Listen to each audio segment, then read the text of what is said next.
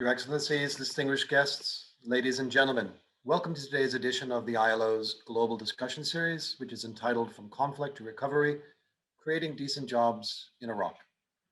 My colleague and distinguished speaker, Ms. Maha Kata, will reflect on her first year in Iraq as a country coordinator, and she'll shed light on some of the work that's being carried out to promote employment opportunities, decent work, and the decent work principles in country. My name is Kevin Cassidy, the Director and Representative to the Bretton Woods and Multilateral Organizations based in Washington for the ILO Office to the United States. First, some housekeeping issues. All mics except the speakers will be muted throughout this presentation.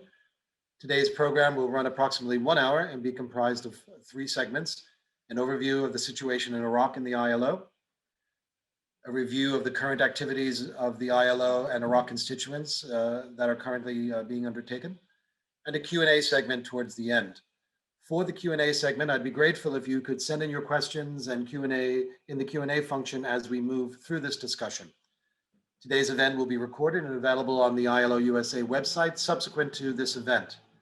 We're also pleased to announce that we are broadcasting today's program on the ILO's LinkedIn page. I warmly welcome all our new viewers and trust you will find this program insightful and timely. Iraq has been a member of the ILO since 1932 and has ratified 68 ILO conventions, including all 8 fundamental conventions. Since 2004, the ILO and Iraq's government, workers and employers organizations have worked closely as a part of the post-war construction effort to bolster decent work and develop the labor market across the different areas of the country. The technical assistance framework has focused on job creation through private sector development, broadening social security coverage, freedom of association, social dialogue, the designing and implementation of national employment policy, actuarial studies, international labor standards, and the reformation of legislation. 1 year ago today, on March 2020, the ILO opened its first Iraq country coordination office in the capital, Baghdad, in response to a request by the Ministry of Labor. You will be seeing the picture on the screen right now. At this time, I'd like to introduce my colleague, Maha Kata. Maha, welcome to our program today. Thank you very much, Kevin, for the introduction. Very pleased to be here today, share, our experience here in Iraq with you, and also exchange some challenges, opportunities, way forward together, because we think that working in Iraq needs to have all partners together working for the future of this amazing country. In Iraq, as you know, Iraq has been affected by conflict, insecurity, instability for decades. And recently also with financial challenges because of the oil price in the market has also severely affected the country.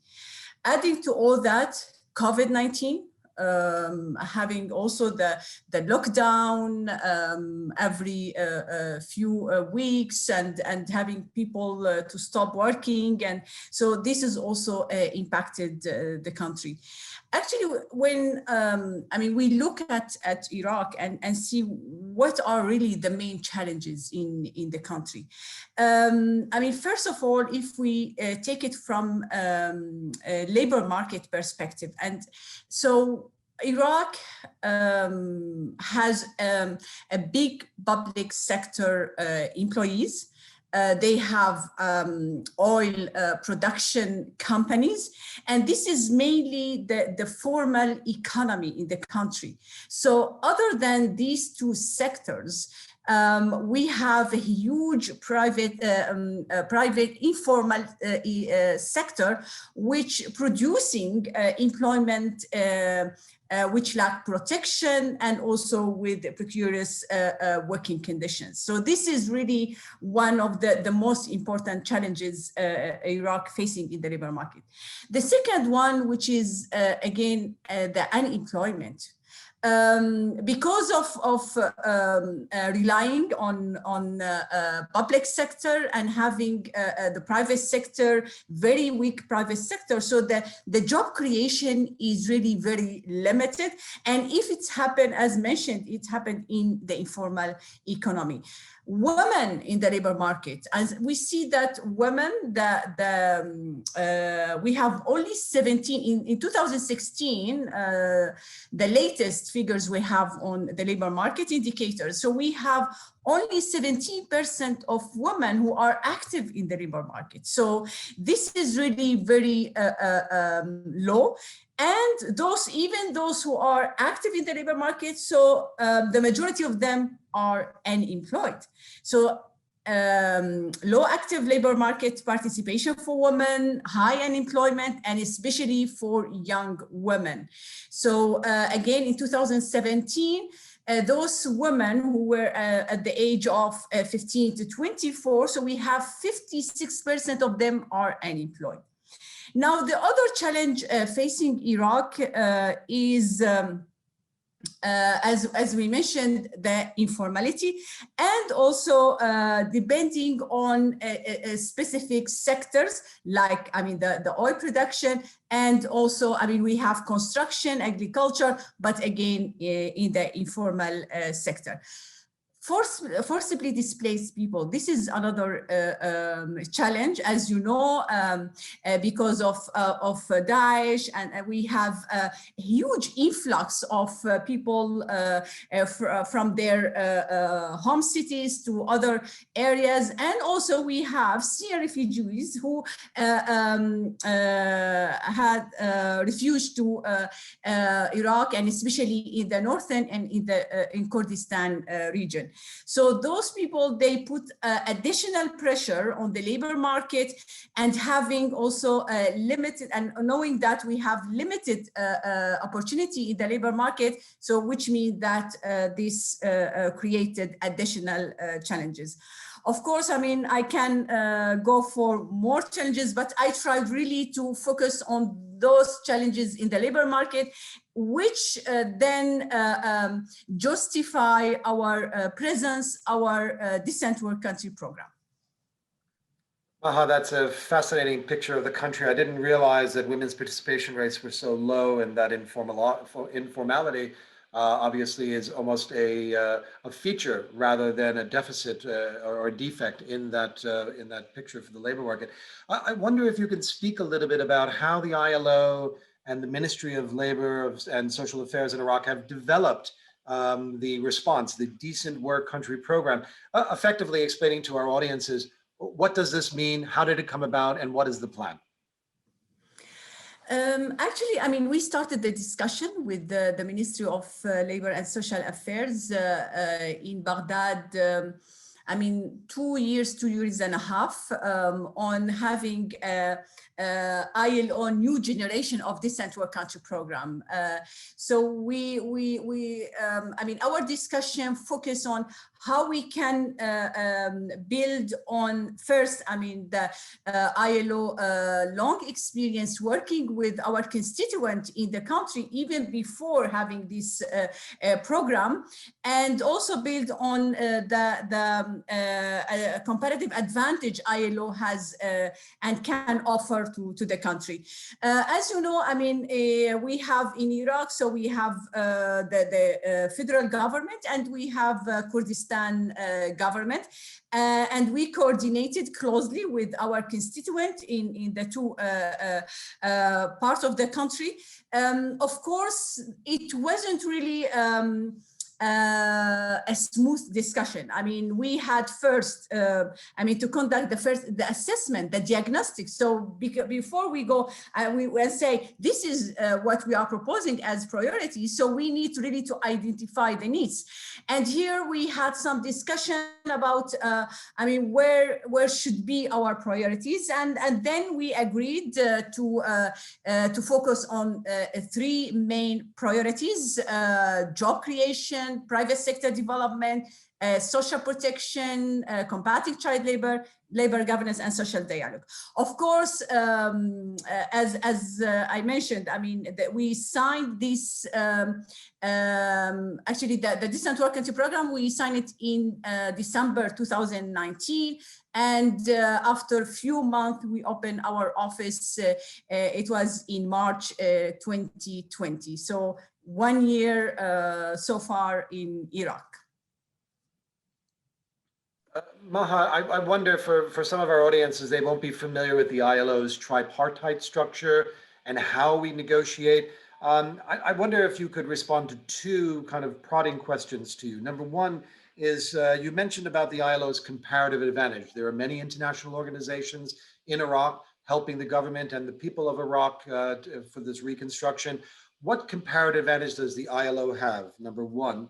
And maybe the second question, maybe a part of that, is this tripartite nature in a country that is reeling from, you know, a very long war and internal strife and receiving refugees. What was it like working in that very difficult environment when things were really settled and quite gelled, which makes negotiations very difficult? Yeah, thank you very much for these questions.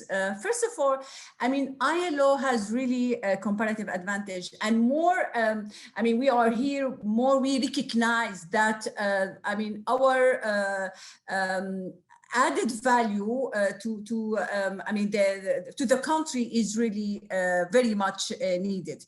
I mean, talking about job creation, decent work program, of course, I mean, we have, as you mentioned, Kevin, I mean, we have many organizations. They are already in the country. They are working at different levels. So they are responding to the needs of the people. But what is missing is really looking at, I mean, the decent work dimension, in addition to the technical expertise that we can bring with us. Let's take the example of the entrepreneurship development. So, I mean, now we see really a huge needs to ILO tools related to, I mean, different entrepreneurship guidelines or tools like start and improve your business, know about business. The other example is on job creation, like EIIP, Employment Intensive Investment Program. I mean, we have many organizations here in the country. They are already implementing cash for work programs. So what we are now trying to advocate is really, let's move from cash for work to EIIP. Let's look at how to make the jobs more, I mean, the employment and the work more intensive, at the same time mainstreaming decent work condition in any type of work, and also looking at this from public works perspective. So we should have really try to achieve more than one objective. So helping the government, the community to rehabilitate their assets, their infrastructure, at the same time creating jobs, decent jobs, and also linking this with more sustainable and long-term perspective and long-term employment. I wonder if you can speak a little bit about the current state of play for the unions in country. Do unions exist? Are they very strong? Are they weak? Are they only existing in the formal economy, which is government employment and oil and gas? Maybe you can speak a little bit about the actors on the ground. Yes, so as I missed your second question on tripartitism in the country, and as ILO, I mean, as you know, we have this tripartitism structure. So we are working, I mean, with government represented by Ministry of Labor and Social Affairs here in Iraq, with the workers' unions and employers' organization. In Iraq, by the way, I mean, I was really, I mean, surprised to see how active the workers' unions in the country. So there is diversity diversity. I mean, we have really a strong and different unions. They are very much engaged, and I mean, I can tell you, I mean, whenever we are preparing for any activities, project or program, so they are the first to be engaged, sending their feedback, being participating in different discussion, consultation. I mean, they are really very, very active. I mean, talking about employers, again, I mean, our representative is Iraqi Federation for Industries. Again, it's a strong body in the country, covering and representing the workers, the employers in the country. Again, but because of the informality, and here we are back to the question of the informality, so their representation still needs to be strengthened, and really to bring more workers to their representation, and having this through the transition from informal to formal economy. Ruba, the last question in this segment of the program I'd like to ask you is that Iraq is a very large country. I've been there many years ago with OCHA on a capacity in the demining team. Baghdad is different from Kirkuk, which is different from Basra, which is different from Erbil or Dohuk or Sulaymaniyah. From your experience and through your discussions, what are the differencing needs in each one of these regions, as it were, around Iraq? And if you can explain a little bit how the ILO is addressing that. Yeah. Indeed, I mean, Iraq is a big country, and we have different regions and with different needs. However, I mean, for the ILO, of course, because I mean, our mandate focusing on employment, decent work, so we see our mandate is relevant to everywhere. However, I mean, when we see, for example, in Nineveh, the governorate were suffered from, the conflict and Daesh, and for a long time, and having also a huge number of IDPs and now returnees, Duhok with, more than, 15 camps for IDPs and refugees. Basra in the south, where the poverty is very high, the unemployment is very high. So we are trying now really to have also a regional focus, and trying to respond to the different needs based on the different assessment actually we are conducting. So recently, we finalized an assessment with UNFPA on the employability, youth employability in the South. So it just to see how we can, together with other UN agencies, responding to the needs of youth. So different needs, and we are trying to tailor our response based on those needs. Thank you very much. Ladies and gentlemen, thank you for joining us today for this timely discussion entitled From Conflict to Recovery, Creating Decent Jobs in Iraq. Our guest speaker and expert is Maha Kata, the ILO Program Coordinator in Iraq. This discussion is timely because the ILO has officially opened its office in Baghdad this month. Maha, the Iraq Decent Work Country Program works to ensure that reconstruction and recovery efforts create opportunities for decent work and develop enterprises, as you were mentioning earlier, and market relevant skills. I would like to inform our guests that the first pillar of your work, you've made an allusion to it before, is promoting job creation and private sector development.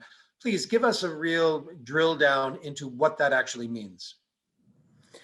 Yeah, I mean, as I already mentioned, where there is a high unemployment rate, so the immediate response is job creation. So we need really to create as much as we can jobs that can really help more vulnerable people to access to jobs. But at the same time, we need to make sure that what we are creating is really decent work. And this is where ILO comes, and with our program, EIIP, Employment Intensive Investment Program, where we are, trying to help in creating jobs, as well as rehabilitating the infrastructure at community level, but also having open discussion also with the national and the local authorities on how we can introduce EIIP, employment intensive approach in public works. And recently, actually, the government, they published what they call it the white paper for the financial and economic reform, where public works mentioned as one of their priority for creating jobs for semi-skilled and low-skilled labor. And here we see really a great opportunity, again, to introduce job creation. But at the same time, now what our approach in Iraq is really to have it in holistic approach. So having job creation, EIIP, decent work, linked to more demand-driven skills development, trying also to attach it to providing employment servicing, job matching, coaching, entrepreneurship development. So all this in one package. So we are not only serving for short-term employment, but then link it to more sustainable jobs. At the same time, I mean, when it comes to the private sector development, because we know, I mean, the private sector and the most sustainable way to create jobs is really helping and supporting the private sector. And here, again, through EIIP, we are working with small contractors to take over and implement those interventions. At the same time, we are working with small enterprises. We are working with entrepreneurs to train them to establish their own businesses. So as I mentioned, SIYB, Know About Business, My First Business. At the same time, we are also working closely with our partners, and especially at the Central Bank of Iraq, to have also a model for financial inclusion that can help also, not because it's not only about training. So we need to empower people also to get some fund loans to start their own businesses. And here we are also discussing really a very innovative model for financial inclusion. Before we move on to the next pillar, I wonder if you can speak a little bit about the private sector component. If there are companies that are looking to invest in Iraq, or companies that are looking to have a footprint there, are there ways in which they could work directly with the government? Are there ways in which the ILO's work could support them by developing talent, by identifying skills, by providing opportunity for those in the informal economy to transition to the formal economy? Could you speak a little bit about that, Maha? Yes, indeed. Of course, I mean, now the government, again, in their reform, the new vision on reform, so they are trying to support more and more to have private sector investment to come in and trying really to boost the economy through supporting private sector. Of course, I mean, as ILO, we are trying to provide different services to the private sector, name it, I mean, skills development, training some entrepreneurs, linking, I mean, the job seekers with the vacancies. So we have different interventions, of course, in collaboration with the government. Again, now what we are also, I mean, proposing to have a kind of roadmap for the transition from informal to formal, where we can also help in easing the procedure for registering businesses and also make it more formal and also more productive.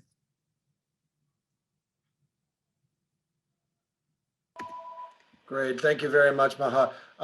We know that jobs are truly a key to sustainable recovery in Iraq, and your work is all the more laudable given the enormity of the starting point and the multiple crises that have beset Iraq. As our research shows, there's an essential need to provide safety nets, what the ILO calls social protection, in order to provide automatic stabilizers so that people do not fall into abject poverty and increasing their vulnerability. Can you please give an outline of the ILO's work on the second pillar, which is strengthening social protection and addressing child labor? Yeah, actually, when we started designing our Descent to Our Country program, so it's, we recognize the needs to have really, again, a holistic approach for social protection, because in a country where the informality is very high, where there is a child labor and in its worst form, where we have, women, they are suffering from discrimination in access to employment, or they are paid less. They have also less access to safe environment. So this is why we agree with our constituents and with our social partner that social protection should be our second priority.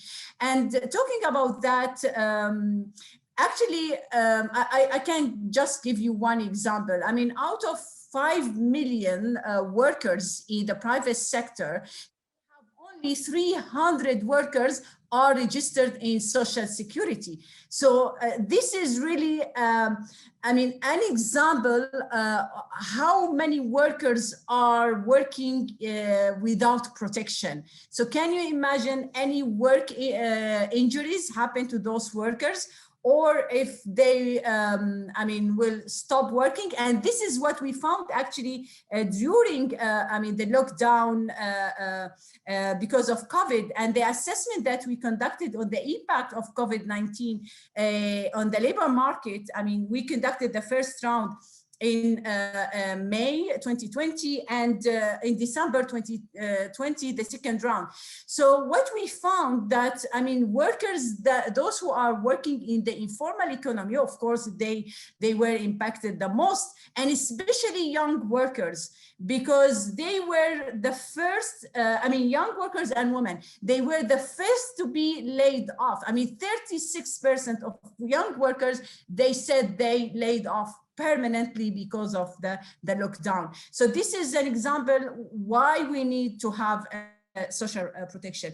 And actually what we are doing under social protection is we are working closely with our constituents to support the reform of social protection. And especially now we have, the government, they are discussing a new, a draft social security and pension law in the parliament. Of course, we supported them to review, to provide legal and actuarial review to the draft law.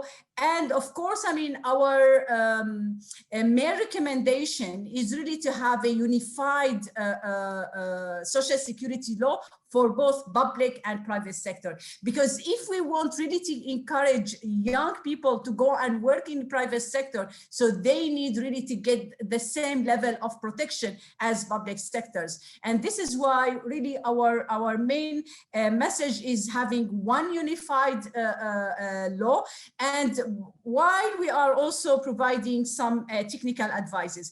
Child labor is an issue in the country. Actually, in different assessments we conducted jointly with UNICEF and in different governorates, Nineveh, Duhok, and others. So we found that really there is a need to find let's say, a monitoring system for child labor, and trying to help those laborers, child laborers, to access to education, because some of them, they spend years without education. So maybe formal, non-formal, and also trying to help their families to access to some livelihood and employment opportunities.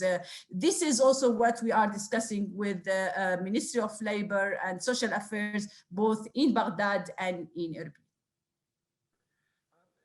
In regard to the child labor issue, Can you speak a little bit about what is the face of child labor in Iraq, how it manifests itself, and how, for example, a system like social protection would help mitigate against that vulnerabilization of the children and, of course, poor families, which is usually a survival strategy by using children? Yeah. Actually, I mean, after years of conflict, of course, I mean, having child labor increasing, this is I mean, it's not logical, but this is really the reality. I mean, to have the rise of child labor. I was in Nineveh a few weeks ago, and I mean, having a meeting with our local partner authorities to discuss how we can really tackle child labor, and especially the worst form of child labor there. And I mean, because I mean, based on the assessment that we conducted in Nineveh, I mean, when I'm talking about Nineveh, I'm talking about Mosul and having the history, the last 10 years of really instability, conflict. And so where they mentioned that, I mean, they have still children involved in armed conflict. They are involved in really, I mean, worst form being, sometimes it's close to trafficking in person. So, and labor trafficking. So this is why we are working now to design what we call it a national framework to combat child labor, where, I mean, different ministries, local communities, civil society together working on tackling child labor. Because, I mean, when we identify child who is working, so we need really to find solutions. So it's not just to say, oh, so, I mean, you shouldn't work. So we need to provide alternative. I mean, how can we support this child to go back to school, for example? If the regulation says, I mean, after 3 or 4 years, he or she cannot go back. So we need to find solution. How can we support the family of this child to have really alternative resources? And here, I mean, we can link the different intervention we have together. So we can link, I mean, the opportunity we are providing through EIIP to those families. So they should have really the priority to access to those jobs, and then to be more reliant on economic opportunities not coming from the child. So in this way, we see that the social protection can be really like integrated model with job creation and decent work. On the question of child labor, I'm sorry to continue, but because it is the International Year, I wanted to kind of put a focus on it. We see a lot of, obviously, young boys going out. You mentioned armed conflict and some other issues as well. What I worry about largely are the young girls, because they may not, be visible. They'll be doing domestic work. They'll be in the household. They will not have access to education. Certainly in areas where the infrastructure is poor and schools may not exist, so the opportunities are not there for education, or maybe it's just that the girls are not necessarily being educated as a priority. What are the special concerns that you and the ILO have regarding young women and girls within Iraq today? Yeah. Yes, fully agree with your concerns, because usually when we conduct child labor assessments, so we find that we have more boys in the labor market than girls.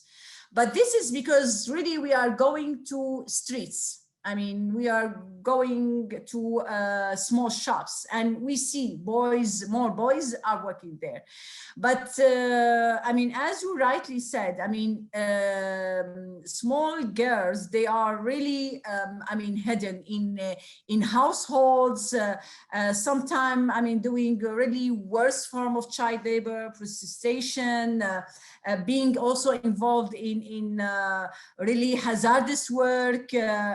So, I mean, as ILO, we have our tools also to identify those cases. Maybe not the same as we do through, general assessment or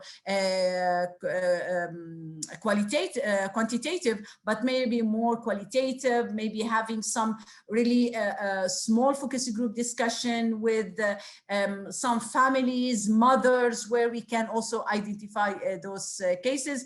And again, ILO has really good tools to tackle these cases through screens, through others tools. And actually now, as I mentioned, we are working with the two ministries in Erbil and in Baghdad to have a national policy for tackling child labor. And this will be our first step ahead to identify and to help child laborers in the country. Thank you very much for that, Maha. We hope that your efforts and the efforts of the Iraqi government and people in addressing child labor will have a lasting impact, because they are the future of the country. They will be the ones who will be taking Iraq into the next decades. Maha, I'd like you to speak about the last pillar, the third pillar of the Decent Work Country program, enhancing labor governance and social dialogue. And maybe even fundamentally, what does that mean? What does that term social dialogue mean, and how does it play out in Iraq? Yes, in this social dialogue is really, I see it as a separate priority, but also I see it as mainstreamed in all our activities, because whatever we are doing here in the country, so we have with us our social partners consulted, discussed, and I can just mention one example. For the Decent Work Country program, we have a steering committee. So the steering committee, so we have the Ministry of Labor represented, we have the different workers unions, as well as the employers, IFI, Iraqi Federation of Industries, and also we can invite other line ministries when if it's really related to their mandate. So of course, again, social dialogue is mainstream, so we are in continued discussion with them. When it comes to labor governance, actually, when we started the discussion on Decent Work Country program and the assessment we conducted, so we identified that the needs to have and to improve working conditions in the country needs to have really a structure, a governance for the labor. And here, let's talk a labor inspection example. So when we have a strong labor inspection, this can help to reduce the informality in the country, to inspect the decent work deficit. We can also, bring more advocacy to the employers through such a mechanism. So enhancing the labor inspection. And now with COVID-19, occupational safety and health, it's an issue now. And in a country like Iraq, where again, we have a huge informal economy, so we need really to introduce some safety measures at workplace. Because again, in the latest assessment we conducted, when we asked people about the measures taken at workplace, so we have, if I remember correctly, I think 1/3, they said their employer, they never introduced any safety measures. Again, we are in COVID-19 with all the challenges related to safety and health. So helping to enhance the labor governance, labor inspection, occupation safety and health, as well as really bringing all the stakeholders, social partners together around this topic will help to advance decent work in the country.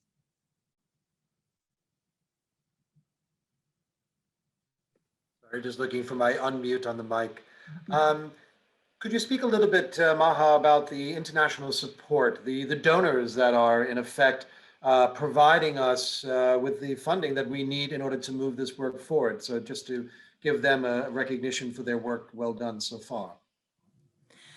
This is really an excellent question, because we are really very grateful. Why? When we started this Third Country program, and when I arrived here to Baghdad, actually we had already some few programs, and I can mention, for example, Prospect. It's a partnership with 5 agencies: ILO, World Bank, IFC, UNHCR, and UNICEF, working together and based on the added value of each organization, and focusing on, again, employment, economic empowerment, on education, and on protection as well.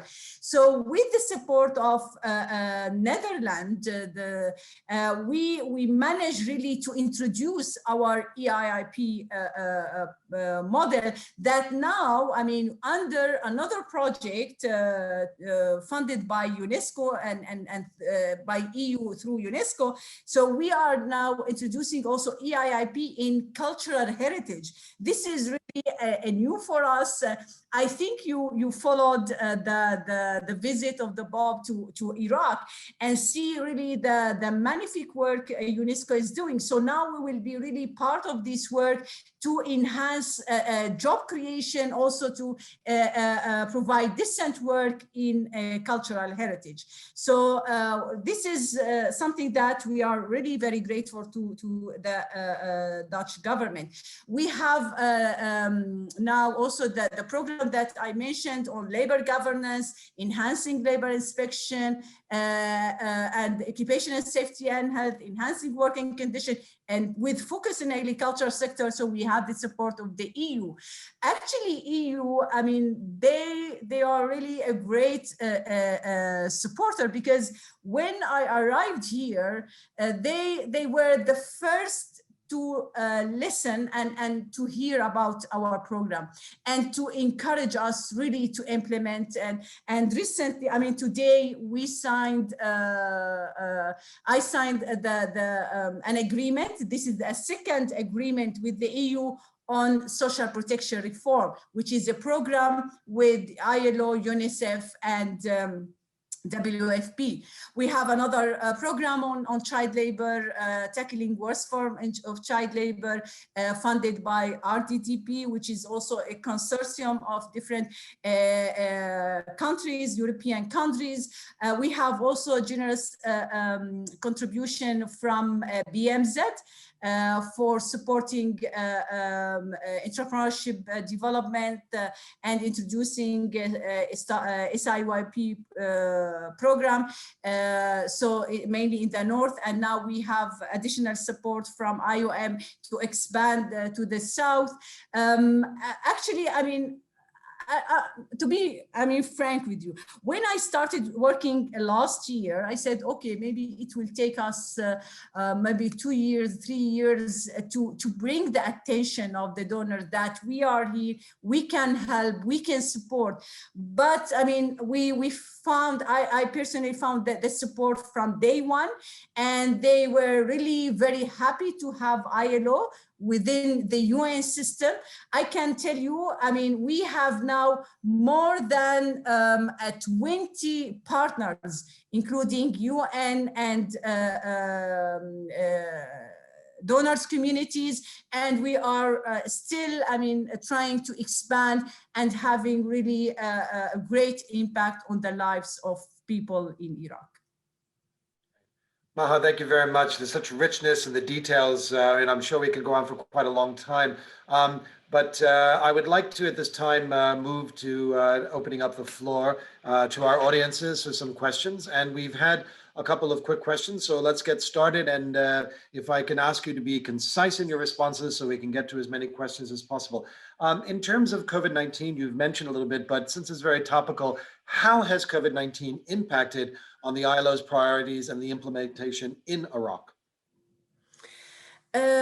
Yes, I mean, I usually use this as a joke. I mean, we arrived to Iraq with COVID-19. So March last year, it was really the beginning of COVID-19. It was really very difficult for ILO. I mean, even, I mean, without COVID-19, so it's a country where with high risk and there is some restriction on the movement, on the mobility. And adding to that, COVID-19, it was really an extra challenge for us. But at the same time, it was really for us an opportunity to show that we can also support to respond to COVID-19.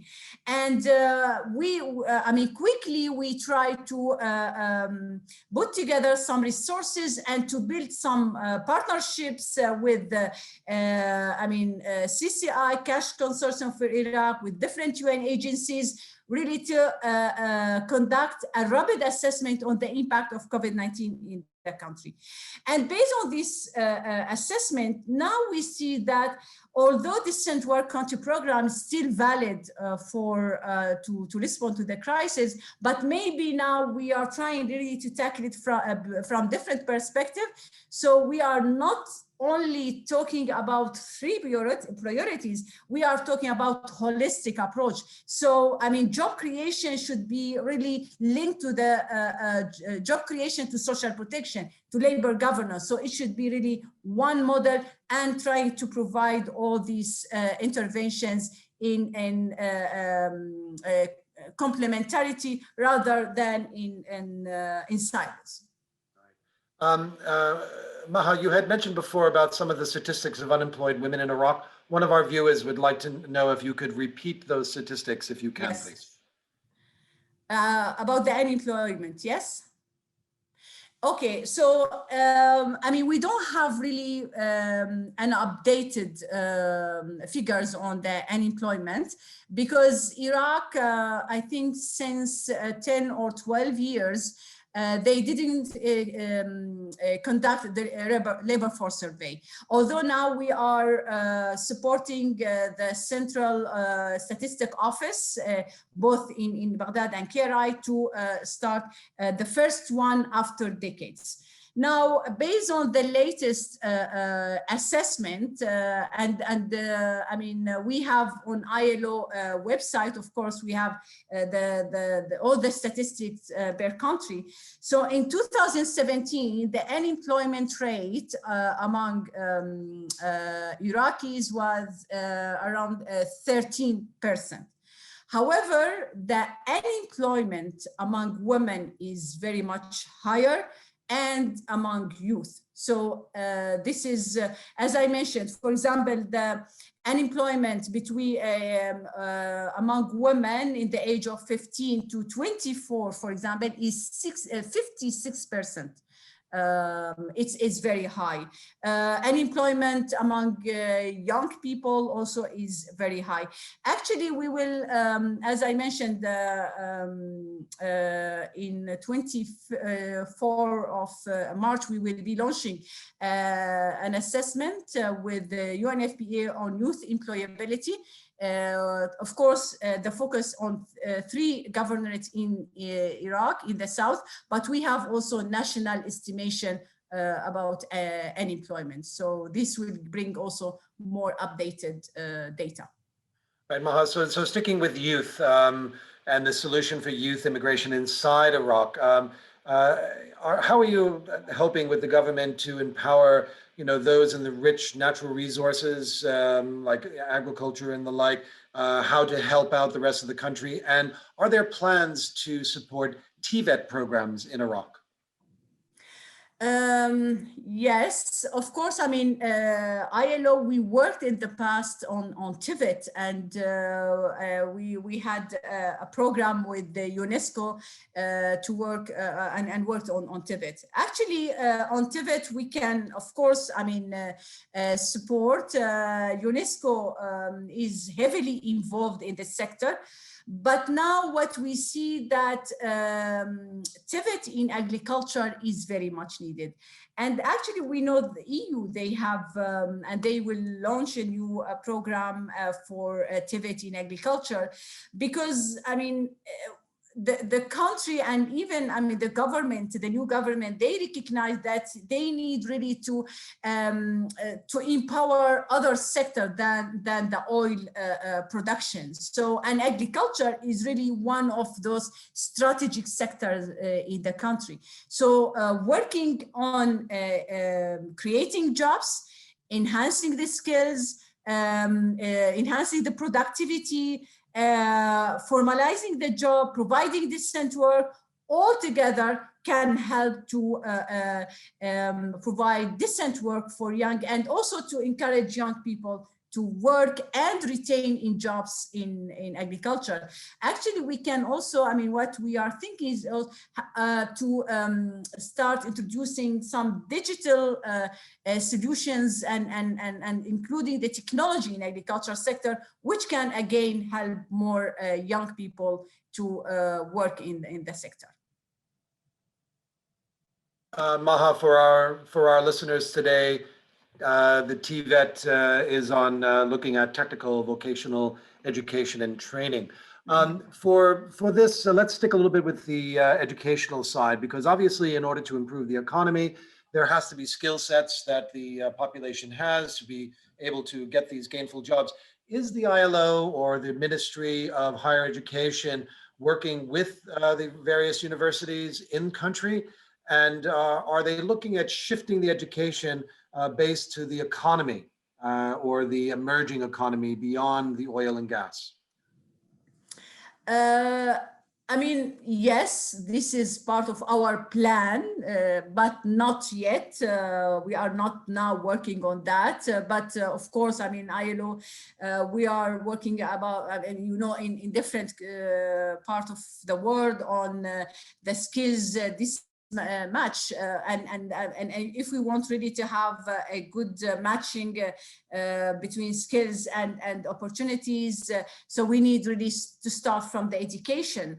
And here again, I mean, we are trying now, because we have some programs like Prospect, I mean, to work on what we call it on-job training. So where even for graduate, they have some qualification, but they don't have really the right skills for the work. So we are trying to place those people on the job training, so they can get the right skills before they can also access to formal and decent employment. But definitely, I mean, this is in our plan to see how to link university with the market. I think, again, the thread through many of these issues are quite consistent. And I'd like to speak a little bit about the migration from the urban, or from the rural to the city settings. I'm sure, like in many countries, that people are migrating to the bigger cities. This could overload the social services net framework that is there. It may lead to vulnerabilization because there are more people than the jobs that are available for themselves. Is there any planning within the government or in the ILO's sort of expertise to sort of help decentralize these economic opportunities across Iraq currently? Yes, I think, I mean, the government now in the white paper, they recognize this issue, and they are trying to work and go to those areas where, I mean, the people are more vulnerable and are more in needs for jobs.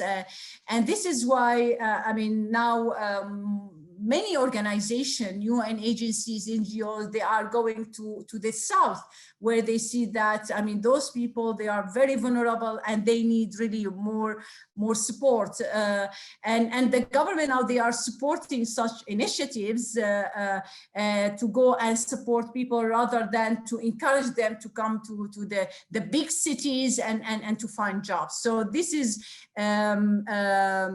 part of our work. And this is why, I mean, mean, we are not only working at national level, we're working in Baghdad or in Erbil. So we are working in Nineveh, we are working in Duhok, in Sulaimania, in Basra, Dikar, Muthanna. So because we know that we should really go to the people where they are and provide our support. Good. And speaking about this sort of untapped resource, we talk about women's workforce participation.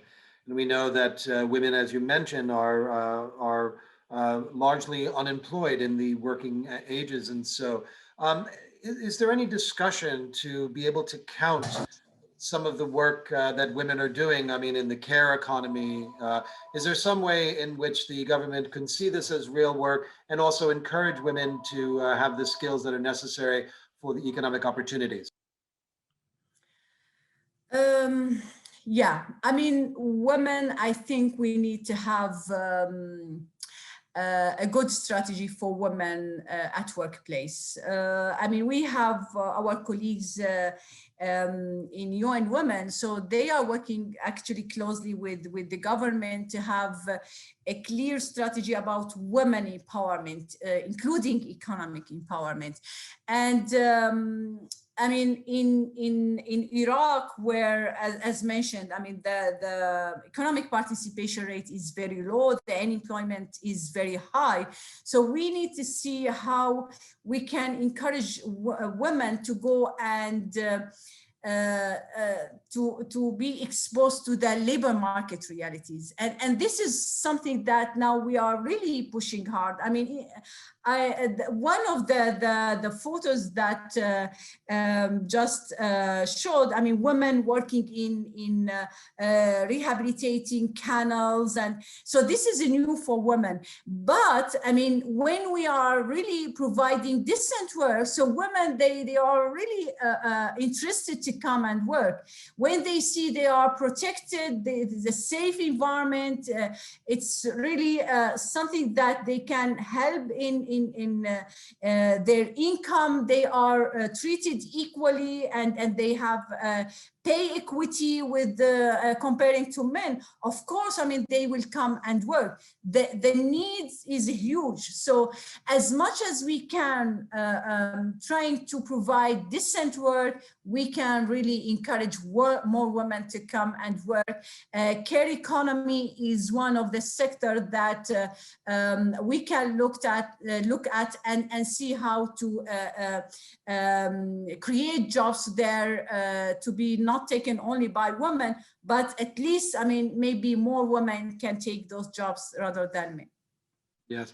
How you mentioned about some of the diagnostics, some of the surveys that you'll be undertaking and have undertaken.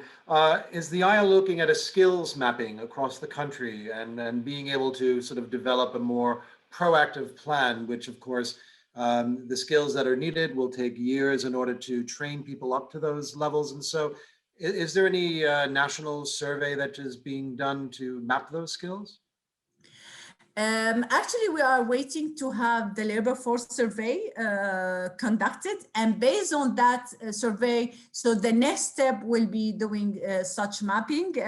But again, I think, I mean, although it's really very important exercise, but it should also link to identify what are the skills needed in the market, because it's not only talking about the supply side. So we need also to assess the demand side and see what is needed there. So then we can again try to adapt to the skills needed in the labor market.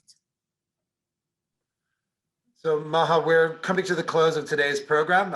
These always go very quickly, and thank you so much for your generosity of time, your expertise, your insights. Really, truly fascinating. Certainly for me, I haven't been in Iraq since 1999, which I'm sure it's a totally different country today. But before we end, I'd like you to provide our audience with a view, with a very strategic view of the way forward. What will Iraqi constituents and the ILO do to give realization to decent work in the country? I think, again, I mean, we need really to work together on the job creation front. I mean, now people, they need jobs, they need decent work, they need to have to make sure that they can afford to their families, but also they have, I mean, long perspective. They can think about their the future of their kids. So we don't just focus on really providing the immediate needs. And in a country like Iraq, as mentioned, suffering for decades from different crises, having the humanitarian excellent work, wonderful work, but now it's time to go from conflict to recovery to reform. It's not only on recovery, of course. I mean, we need to spend efforts to help the economy to recover, but then we need to work on reforming the economy. I mean, reforming social protection system, reforming labor regulations, reforming the economy from to be more dependent in oil protection to be more private sector oriented. So we need really to have a long perspective, long-term vision that can help the country building its future.